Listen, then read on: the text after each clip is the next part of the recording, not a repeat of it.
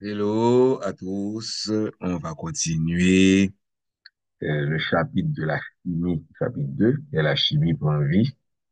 Et maintenant, on va voir la troisième partie de la chimie pour la vie. Bah, ça, c'est les liaisons d'atomes forment des molécules et des molécules différentes peuvent donner des mélanges. Les objectifs, c'est-à-dire que l'on finit, ouais, c'est sur ça. Vous devez être capable de montrer les différences principales entre composés et un mélange, à l'école, n'est-ce pas? Et définir ce qu'est une molécule, comparer les solutions, les colloïdes et les suspensions et donner un exemple de chacune de ces catégories de mélange. Donner un aperçu des différentes façons d'exprimer la concentration d'une solution et définir le fameux terme qu'on appelle mol. Donc, maintenant, la première partie de la troisième partie du deuxième chapitre, c'est molécules et composés. La plupart des atomes n'existent pas à l'état libre. OK? Ils sont liés chimiquement à d'autres atomes, sauf quand, si on se rappelle les gaz rares qui existent à l'état libre. Ce sont les atomes qui existent à l'état libre. On nomme molécule un tel ensemble de plusieurs atomes unis par des liaisons chimiques. Si deux ou plusieurs atomes d'un même élément sont combinés, le résultat est appelé molécule de cet élément. Ici, on a deux atomes d'hydrogène qui se lient, ils forment une molécule d'hydrogène gazeux représentée par le symbole H2. Donc, comme il est formé de deux atomes d'hydrogène, on dit que c'est la molécule d'hydrogène. Seulement la combinaison de deux atomes d'hydrogène. Semblablement, la combinaison de deux atomes d'hydrogène forme une molécule d'hydrogène. Les atomes de soufre constituent souvent des molécules de soufre à 8 atomes. Bon, quand plusieurs types d'atomes, d'éléments différents se lient entre eux, ils forment des molécules d'un composé. Donc, on y a là, nous bien, définition d'un composé, c'est des atomes de différents éléments qui se lient entre eux. OK? Le composé qui résulte de la combinaison de deux atomes d'hydrogène et d'un atome d'oxygène est la molécule d'eau. Et le composé formé par la liaison de quatre atomes d'hydrogène et d'un atome de carbone est le méthane. C'est H4. Remarquez bien que les molécules de méthane et d'eau sont des composés, mais que celles d'hydrogène n'en sont pas. Parce que les composés contiennent toujours des atomes d'au moins deux éléments différents. Donc, nous avons une différence entre une molécule qui est formée de composés. Les composés sont des substances chimiquement pures et toutes leurs molécules sont identiques. Très important. Par conséquent, tout comme l'atome est la plus petite particule d'un élément qui possède encore les propriétés de cet élément, une molécule est la plus petite particule d'un composé qui possède encore les propriétés de ce composé. Cette solution revêt une grande importance parce que les propriétés des composés sont généralement très différentes des- de celles des atomes qu'ils contiennent. Par exemple, l'eau ne ressemble pas du tout à l'hydrogène ni à l'oxygène. Songez que l'hydrogène, l'oxygène fait brûler, l'hydrogène brûle, et le plus souvent, on utilise l'eau pour éteindre le feu. Vous voyez que les propriétés sont différentes.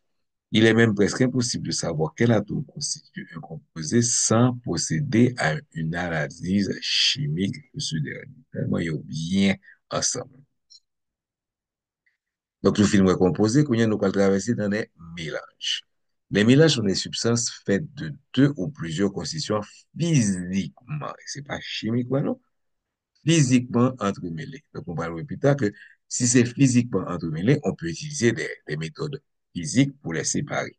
Bien que la plus grande partie de la matière présente Bien que la plus grande partie de la matière présente dans la nature se trouve sous forme de mélange, ceux-ci ne comprennent que trois grandes catégories: les solutés, les colloïdes et les suspensions. Comme d'habitude, ça me remet ça, il y a bon figure 2.4, côté, il y a bon un petit résumé, il va permettre de comprendre toute paille. On va le texte d'abord, après ça, nous allons figure là qui est en rapport avec texte, parce que texte a toujours pas aussi de précision que figure là, pas pareil. Exemple. Donc, exceptionnellement, on va commencer avec figure là. On dit, les particules de soluté sont infimes. À comprendre ça, infime, on veut dire. Et elles ne se déposent pas et ne diffusent pas la lumière. Mais qu'est-ce que ça veut dire, diffuse la lumière? Et puis, on montre aux particules de soluté, exemple, eau minérale. OK? Donc, il y a une notion infime, non? Et qu'il y a une notion ne diffuse pas la lumière. Qu'est-ce que ça veut dire? Donc, peut-être qu'on va trouver l'explication dans le texte. Les solutions sont des mélanges homogènes de substances qui peuvent être des gaz, des liquides ou des solides. On dit qu'une substance est homogène si un échantillon prélevé n'importe où dans cette substance a exactement la même composition du point de vue des atomes et des molécules qu'il contient, pardon, que n'importe quel autre échantillon pris ailleurs dans cette substance. Donc, je dis que est homogène, quel que soit côté ou plan, un morceau, l'on mélange ça, on va toujours jouer une même composition des éléments qui forment ce mélange. Citons par exemple l'air que nous respirons, un mélange de gaz. L'eau de mer, un mélange de sels qui sont des solides et d'eau. Autre notion que je parle d'Olgounia, le solvant, ou le milieu de dissolution est la substance la plus abondante. Les solvants sont habituellement des liquides et la substance la moins abondante, c'est soluté. Donc, ça fond, c'est soluté. Bon, bien que en créole, fond n'est pas, il est pas bon. Parce que en français, la fusion, c'est un bagage que tu obtiens avec la chaleur. Donc, en créole, on dit ça fond, c'est soluté. Et soluté, il va le fond dans de l'eau. Et l'eau, c'est solvant. Et le plus souvent, c'est, ce sont habituellement des liquides. Donc, rappelez-vous que en créole, l'on dit de l'eau, c'est pas obligatoirement de l'eau, il y a un liquide. Par exemple, si mon bon, liquide qui soit dans le créole, ou de l'eau qui soit dans le créole. Ça, c'est les limites du créole et du français. L'eau est le principal solvant de l'organisme. La plupart des solutions de notre corps sont des solutions vraies contenant des gaz, des liquides ou des solides dissous dans l'eau. Les solutions vraies sont habituellement transparentes. Exemple, les solutions du sel de table, NaCl et eau, et les mélanges de glucose et d'eau sont les solutions vraies. Dans ce type de solution, les solutés sont présents sous la forme de particules infinitésimales. Donc, ouais, infinitésimales, terme dit, et généralement des molécules ou des atomes isolés. Par conséquent, ils ne sont pas visibles à l'œil nu, ne se déposent pas et ne diffusent pas la lumière. Donc, voilà, c'est beaucoup, ça veut dire ne diffuse pas la lumière. Cette dernière caractéristique signifie que on ne peut pas voir le trajet d'un rayon lumineux qu'on fait passer à travers une solution vraie. OK? Donc, là, on passe en lumière ou pas pour rayon. À ce moment-là, on dit que ça ne diffuse pas. OK? Ce sont les solutions vraies. Hein? Par conséquent, ne sont pas visibles à l'œil nu et ne se déposent pas et ne diffusent pas la lumière. Kounya, nous parlons de la concentration des solutions. OK? Parce qu'il faut connaître qui quantité chaque élément, mais chaque molécule différente gagne en solution. C'est ça, oui, les concentrations. Donc, on décrit les solutions vraies en indiquant leur concentration qui peut être exprimée de différentes façons. Dans les laboratoires des universités ou en milieu hospitalier, on parle souvent de pourcentage, c'est-à-dire proportion pour cent. de soluté dans une solution. Il s'agit toujours du pourcentage de soluté, donc ça fonde là. À, à moins d'indication contraire, on suppose que l'eau est le solvant. Donc, le pourcentage à bord quantité produit qui fondent dans l'eau. OK? On continue.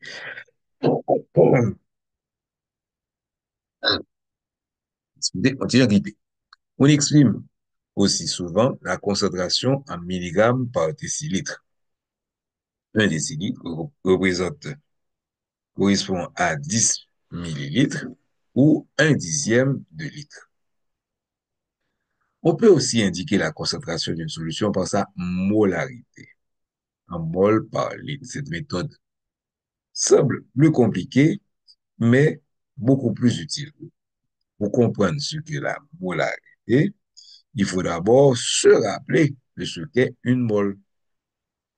Donc, une mole de tout élément ou de tout composé contient un nombre de grammes égal à la masse atomique de l'élément ou la masse moléculaire, qui est la somme des masses atomiques du composé. Cette notion est plus simple qu'on pourrait le croire, comme l'illustre l'exemple suivant. Donc, il y a un bagage là qui va être super compliqué, mais il va le voir. On l'explique au lit, puis devant. Donc, la formule chimique du glucose, de la molécule du glucose, est C6, donc 6 atomes de carbone, H12, 12 atomes d'hydrogène, O6, 6 atomes d'oxygène. OK? Pour trouver la masse moléculaire du glucose, on cherche la masse atomique de chacun de ces atomes. On va chercher dans le tableau périodique. Il a un peu dispeu que nous pouvons jamais l'ouvrir pour nous. Mais que nous comptons ça les tableaux périodiques. On fait le calcul suivant. Donc, on prend les trois atomes, carbone, hydrogène, oxygène. OK? Chercher nombre d'atomes dans chaque. 6 pour carbone, 12 pour hydrogène, 6 pour oxygène. Et puis, on va chercher masse atomique, le tableau des éléments, bien encore le tableau de Mendeleev. OK? Et on multiplie chaque. Une fois que chaque multiplié, on fait addition et nous joignent 180 156. Ainsi, pour préparer une solution molaire, OK, de glucose, donc une mole, il faut donc prendre 180, 180 156, il faut donc prendre 180,156 grammes de glucose. C'est pas 180 000, mais c'était une expression virgule. Moi, le temps qu'on se en anglais. Donc, c'est 180,156. Parce que si c'était français, il va taper des virgules, taper des points. Et le sel tape 180 000. Donc, 180,156 grammes de glucose, soit un nombre de grammes égal à la masse molaire, et y ajouter, donc, l'orphine joint 180,156 grammes de glucose, ou va le mettre de l'eau la donne suffisamment pour gagner 1 litre. Donc, et y ajouter assez d'eau pour obtenir 1 litre de solution. Donc, le a dit une solution de 1 mol, 1 mol par litre, ou encore 1,0 m d'une solution chimique contient l'équivalent en grammes de la masse moléculaire de la substance ou de la masse atomique dans le cas d'un élément, dans 1 litre de solution. Ce qui fait tout l'intérêt de la mole comme unité de mesure pour la préparation des solutions, c'est qu'elle est d'une grande précision. On connaît exactement combien de grammes produits ou du soluté qu'on gagne en seulement. En effet, une mole de n'importe quelle substance, un petit bail que nous avons songé, en effet, une mole de n'importe quelle substance contient toujours exactement le même nombre de particules de soluté. OK? Soit 6,02 multiplié par 10,23. Ce nombre est appelé nombre d'Avogadro. Par conséquent, que l'on pèse une mole de glucose, qui est à 180 grammes, une mole d'eau, qui est à 18 grammes, ou une mole de méthane, qui est à 16 grammes, on a toujours 6,02 par 10 puissance 3 molécules de la substance en question. Mettons un petit astérix. Cette méthode permet de préciser, cette méthode donne une précision presque incroyable dans les mesures. Donc, mettons un petit astérix pour regarder, il existe une importante exception à cette règle. Les molécules qui s'ionisent pour former des particules chargées, qu'on appelle les ions dans l'eau, notamment les sels, les acides et les bases. Par exemple, le sel de table, chlorure de sodium, se décompose en deux types de particules chargées. Dans une solution de 1 mol de chlorure, de 1 mol de chlorure de sodium, il va donc avoir 2 moles de particules de soluté, c'est-à-dire 1 mol d'ion Na+, et 1 mol d'ion chlorure Cl+, ce qui est normal, puisque s'il y a 1 mol de chaque produit qui, qui a ionisé, OK? Donc, la moitié, c'est que 1 mol de chacun pour ion. Par contre, si vous comprenez bien ça veut dire.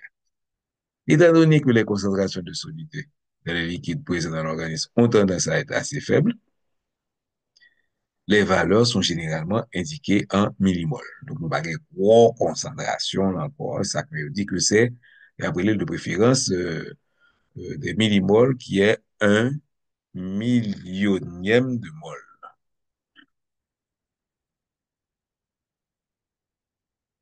Ça, c'était pour les mélanges. C'était pour les mélanges et c'était, ça a été relé. OK, ça schéma à montrer là. Vous viens de comprendre le schéma bien. On appelle les solutions. Donc, il y a trois types de mélanges, solution, colloïde et suspension. Donc, vous viens de comprendre bien qui ça veut dire, on dit que les particules de solution sont infimes. Le terme utilisé est infinitésimal, tellement ils ont utilisé que ils n'ont pas qu'à well à l'œil. OK? Bon, il ne dépose, ne se dépose pas, donc il ne pas poser. Et ne diffuse pas la lumière, c'est que l'envoi en rayon de lumière ou pas pour. On y a nous parlons deuxième type de mélange qui sont les colloïdes. Les colloïdes, aussi appelés émulsions, sont des mélanges hétérogènes. Autrement dit, leur composition varie d'un point à l'autre du mélange. Donc, on partit d'un mélange tel côté, ou pas besoin même opposition de molécules différentes qui mélange ça, que vous prenez de l'autre côté. Donc, ce sont des mélanges hétérogènes. Leur composition varie d'un point à l'autre du mélange. Souvent translucide, c'est-à-dire que plus ou moins transparent, ou carrément blanche. Les deux. C'est-à-dire les deux, les blanches.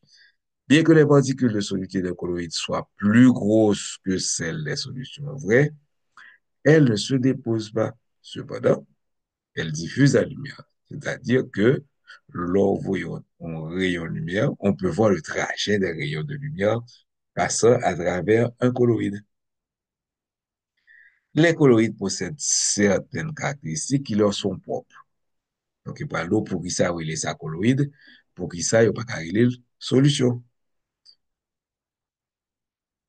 Donc, les colloïdes possèdent certaines caractéristiques qui leur sont propres, y compris la capacité pour certains d'entre eux de subir des transformations sol-gel, c'est-à-dire de passer d'un état liquide, sol, à un état solide, gel. OK? Bon, il pas solide, solide, son gel. Puis de revenir à leur état initial. OK? Le gel-eau et autres produits à base de gélatine sont des exemples bien connus de colloïdes non vivants qui passent de l'état de sol à l'état de gel si on les met au réfrigérateur et qui se liquéfient souvent à nouveau si on les expose à la chaleur. Bon, le bain qui bon ça, c'est sirop miel là. Mhm. Le sirop miel là, passé de sol à gel, c'est bon sirop miel. Si pas passé de sol à gel, c'est pas bon sirop miel. Le cytosol, une substance semi-liquide présente dans les cellules vivantes, est aussi un colloïde, principalement à cause des protéines qui sont dispersées. OK? Cytosol, vous songez, c'est ça qui est à l'intérieur de cytoplasme. cytosol. OK? Donc, solution se trouvant dans le cytoplasme. Mais c'est pas une solution, c'est un colloïde. OK? Donc, c'est aussi un colloïde principalement à cause des protéines qui sont dispersées. Les transformations sol-gel du cytosol interviennent dans un grand nombre de phénomènes cellulaires importants comme la division cellulaire et les changements de forme d'une cellule. Donc là, notez, ouais, colloïde. OK? Et schéma, on trouve les particules de soluté sont plus grosses que dans une solution. Elles diffusent la lumière, mais se déposent pas. Et au bord, exemple, Gélo. OK? Donc, tout fait publicité pour Gélo. Donc, troisième partie que nous gagnons, ce sont les fameuses suspensions. Donc, les suspensions, comme les colloïdes, sont des mélanges hétérogènes, contenant des particules de grande taille, souvent visibles et qui ont tendance à se déposer. Donc, suspension, l'eau campile a posé. OK? Donc, un mélange de sable et d'eau constitue une suspension. Le sang aussi est une suspension. En effet, les cellules sanguines sont en suspension dans le liquide du sang, qu'on appelle le plasma. Si on laisse reposer ces suspensions, donc sont poser, les cellules et le liquide se séparent.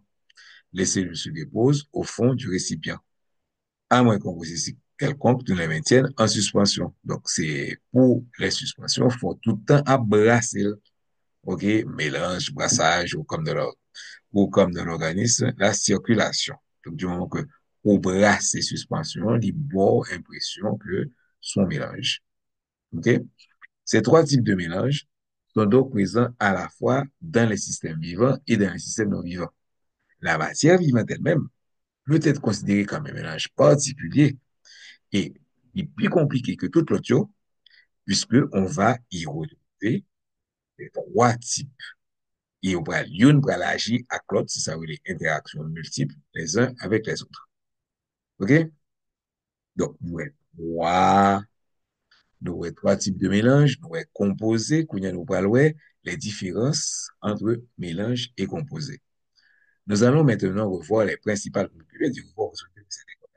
nous allons, pardon, nous allons maintenant revoir les principales caractéristiques des mélanges et des composés et comparer ces deux modes de combinaison de la matière. La principale différence entre les mélanges et les composés, c'est qu'il n'y a aucune liaison chimique entre les constituants des mélanges. Chaque élément, chaque molécule différent, OK, il fait affaire par eux, à part, il pas unis entre eux. Les molécules et les atomes faisant partie d'un mélange ont gardé les propriétés qu'ils possédaient avant de faire partie du mélange. OK? Rappelez-vous que les substances ne sont mélangées que du point de vue chimique et physique. Selon la nature du mélange, les substances qui font partie peuvent être séparées par des méthodes physiques. Égouttage, OK? Filtrage, évaporation, ou quitter le posé, ou café centrifugation. OK? Par contre, on ne peut dissocier un atome, on ne peut dissocier les composés en atomes qu'au moyen de méthodes chimiques qui coupent les liaisons chimiques pour les, les, les- pour les composés. Donc, selon la nature du mélange, les substances qui font partie peuvent être séparées par des méthodes physiques. Par contre, on ne peut dissocier les composés en atomes qu'au moyen de méthodes chimiques qui coupent les liaisons chimiques. Vous changez, bon, bioécole, on fait passer courant là-dedans, donc ce sont des méthodes chimiques. OK? Certains mélanges sont homogènes et d'autres sont hétérogènes. Alors que pour le composé, il est toujours homogène. On dit qu'une substance est homogène, de toute bonne définition. On dit qu'une substance est homogène si un échantillon prélevé n'importe où dans cette substance a exactement la même composition, du point de vue des atomes et des molécules qu'il contient, que n'importe quel autre échantillon provenant de cette même substance. Exemple, L'eau salée son substance homogène, quel que soit côté ou un morceau de l'eau salée alors, l'eau liquide, ok? Ou toujours une même proportion sel à l'eau, ok? Un lingot de fer élémentaire pur et homogène. La composition des substances hétérogènes varie d'un endroit à l'autre, comme nous l'avons déjà mentionné. Par exemple, le minerai de fer est un mélange hétérogène parce que il y a un paquet d'éléments là-dedans et il pas réparti de façon égale de tous côtés. OK? Donc, on a fini avec cette section-là et on passera à la prochaine section qui sont les liaisons chimiques. Les liaisons chimiques sont ioniques, covalentes ou hydrogènes. On verra ça à la prochaine vidéo. Donc, au revoir et à la prochaine vidéo.